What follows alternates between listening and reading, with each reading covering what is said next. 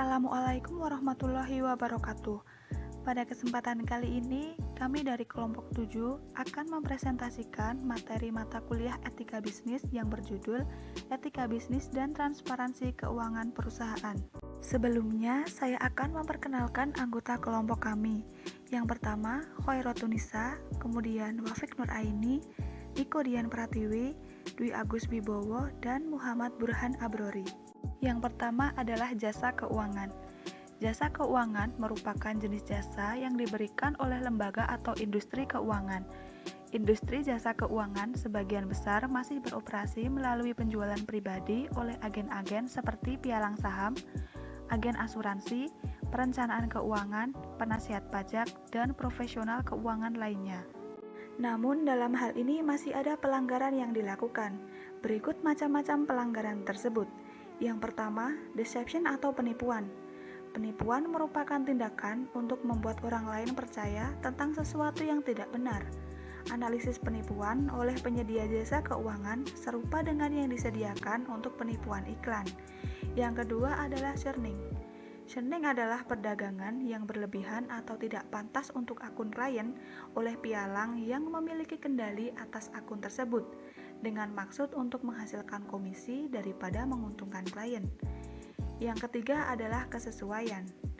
Dilihat secara umum, pialang, agen asuransi, dan tenaga penjualan lainnya memiliki kewajiban untuk merekomendasikan sekuritas dan produk keuangan yang sesuai. Tapi kesesuaian, seperti misalnya churning, sulit untuk didefinisikan secara tepat. Ada beberapa penyebab paling umum terjadinya ketidaksesuaian. Yang pertama, jenis sekuritas yang tidak sesuai. Yang kedua, nilai sekuritas yang tidak sesuai. Kemudian, diversifikasi yang tidak sesuai, teknik perdagangan yang tidak sesuai, dan likuiditas yang tidak sesuai. Kemudian, yang kedua adalah pasar keuangan. Transaksi keuangan biasanya banyak terjadi di pasar yang terorganisir. Pasar terorganisir yang dimaksud seperti pasar saham, pasar komoditas, pasar mata uang, dan sejenisnya. Dalam pasar ini, aturan moral dan ekspektasi perilaku moral diandaikan. Hal paling mendasar adalah larangan terhadap penipuan dan manipulasi, tetapi lebih banyak diperlukan dari masing-masing pihak dan solusi untuk ketidakpatuhan. Perilaku tidak etis di pasar keuangan umumnya diidentifikasikan seiring dengan kurangnya keadilan. Yang pertama adalah keadilan di pasar. Keadilan yang dimaksud bukan semata-mata hanya untuk menghindari kerugian atau memperoleh keuntungan yang sebesar-besarnya, tetapi bagaimana menjaga agar semuanya berjalan dengan adil. Berikut beberapa ketidakadilan yang sering ditemukan. Yang pertama adalah penipuan dan manipulasi. Manipulasi umumnya melibatkan kegiatan jual beli sekuritas untuk tujuan menciptakan kesan yang salah atau salah arah tentang harganya, sehingga mendorong investor lain untuk melakukan pembelian atau penjualan sekuritas. Manipulasi sama halnya dengan penipuan, karena sama-sama dirancang untuk menipu orang lain. Yang kedua adalah informasi atau asimetri informasi yang tidak setara. Memiliki informasi yang sama adalah cita-cita yang sulit untuk direalisasikan. Kepemilikan informasi yang tidak setara merupakan wujud ketidakadilan. Yang ketiga adalah daya tawar yang tidak setara. Kesepakatan yang dicapai melalui perundingan yang wajar dianggap adil, terlepas dari bagaimana hasil aktualnya. Fairness of bargain agreement mengasumsikan bahwa para pihak memiliki posisi tawar yang relatif sama. Tawar-menawar yang setara kekuatannya dapat disebabkan oleh beberapa sumber yang mencakup faktor-faktor berikut. Ada sumber daya, kemampuan pengolahan, dan kerentanan. Kemudian yang ketiga adalah derivatif dan HFT.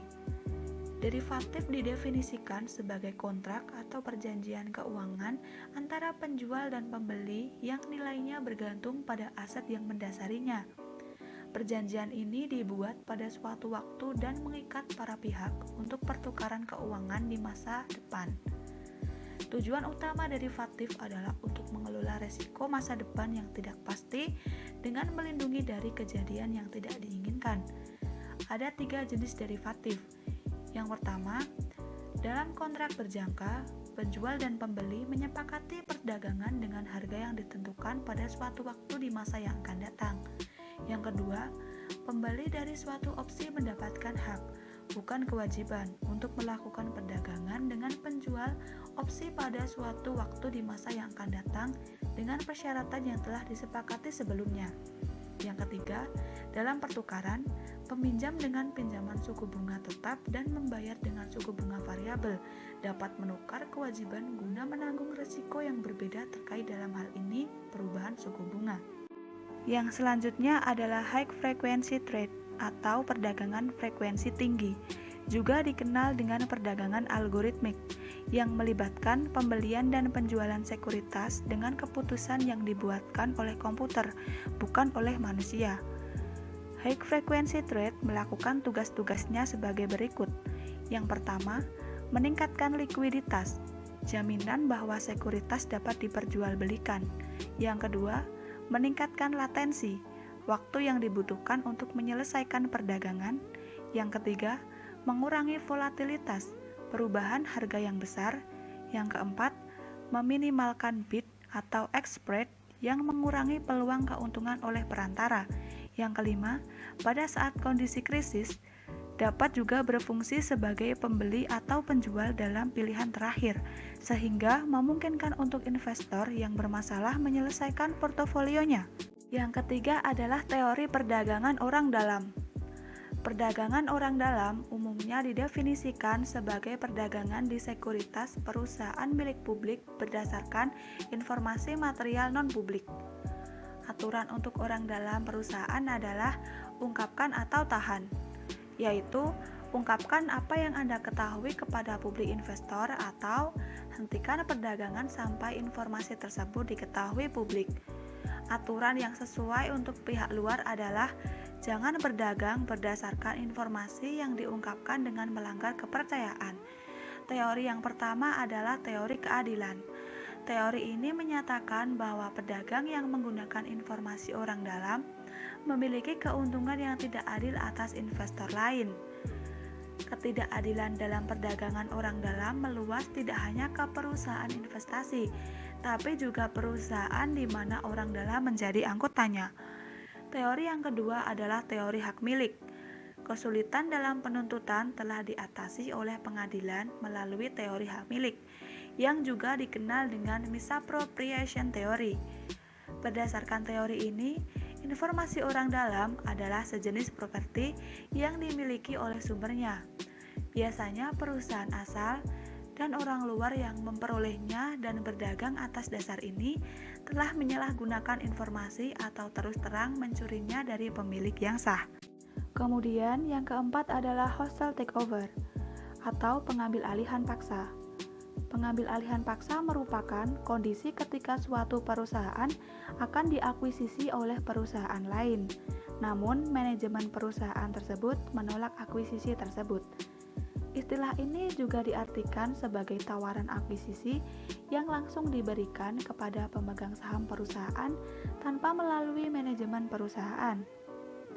Pengambil alihan ini dapat dilakukan oleh perusahaan lain dengan biaya yang baik. Apabila biaya yang ditawarkan cukup tinggi, pemegang saham bisa menerima tawaran tersebut walaupun manajemen menolaknya. Ada isu terkait yang berkenaan dengan pengambil alihan paksa. Yang pertama adalah pasar untuk mengontrol perusahaan. Ini merupakan mekanisme tata kelola eksternal yang menjadi aktif setelah kontrol internal perusahaan gagal. Pergerakan harga saham suatu perusahaan dapat menjadi tolak ukur tingkat kesuksesan manajemen perusahaan. Apabila harga saham turun secara terus-menerus, pemegang saham akan merasakan ketidakpuasan dengan kinerja manajemennya. Kemudian yang kedua adalah taktik pengambil alihan. Yang pertama adalah crown jewel option. Merupakan strategi untuk aset perusahaan target yang paling berharga, ditawarkan kepada perusahaan yang bersahabat jika terjadi akuisisi tidak bersahabat. Yang kedua, golden parachute, kontrak perjanjian dengan karyawan kunci, yang menguntungkan dengan memberikan tambahan kompensasi jika kehilangan pekerjaannya. Yang ketiga, green mail, pembelian blok besar saham yang telah dibeli pengakuisisi. Yang keempat, look up option, sebagai opsi yang diberikan kepada perusahaan yang bersahabat untuk memperoleh aset tertentu apabila terjadi akuisisi oleh pengambil alihan paksa. Yang kelima, backman defense, strategi dengan cara menambah cadangan kas perusahaan. Yang keenam, poison pill, cara untuk membuat saham perusahaan tidak menguntungkan bagi pengakuisisi. Yang ketujuh, shock repellent, merupakan penghindaran ancaman akuisisi melalui kebijakan manajemen. Yang kedelapan, white knight, yaitu pencarian pihak lain yang bersedia membeli saham perusahaan target melebihi penawaran pengakuisisi pertama dengan harapan perusahaan mendapatkan dana yang lebih besar. Kemudian ada peran direktur. Direktur atau penasehat memang memiliki informasi yang banyak tentang status keuangan perusahaan saat ini dan prospek perusahaan masa depan. Di samping itu, mereka juga memiliki kepentingan pribadi untuk status mereka. Penerimaan tawaran akan memaksimalkan harga saham secara langsung dapat dinikmati oleh pemegang saham, namun akan mengganggu rencana jangka panjang yang telah dikemukakan oleh direktur. Kemudian ada studi kasus. Salah satu contohnya adalah kasus manipulasi laporan keuangan yang dilaporkan oleh PT KAI pada tahun 2005. Laporan keuangan yang dilaporkan oleh PT KAI terindikasi mengalami kecurangan. Diduga terjadi manipulasi data. Tertulis perusahaan ini mendapatkan keuntungan sebesar 6,9 miliar. Setelah diteliti dan dikaji lebih lanjut, ternyata mengalami kerugian sebesar 63 miliar. Adanya praktik manipulasi laporan keuangan diungkapkan oleh komisaris PT KAI. Salah satu komisaris PT KAI, Hekinus Manao, mengatakan bahwa ada sejumlah pos yang sebetulnya harus dinyatakan masih sebagai aset perusahaan. Ia tidak mau menandatangani laporan keuangan dari kantor akuntan publik tersebut, sebab laporan tersebut tidak benar menurutnya.